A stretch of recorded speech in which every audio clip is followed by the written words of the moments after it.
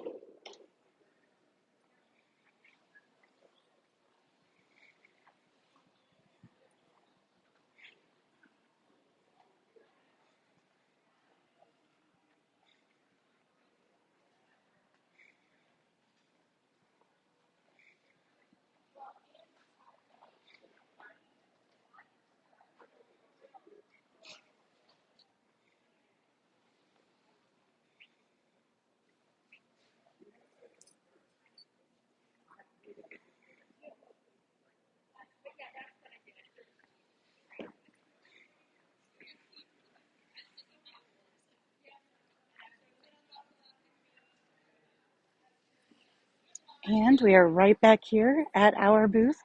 We still have kits and patterns for everything that we're showing, and we would love to see you here.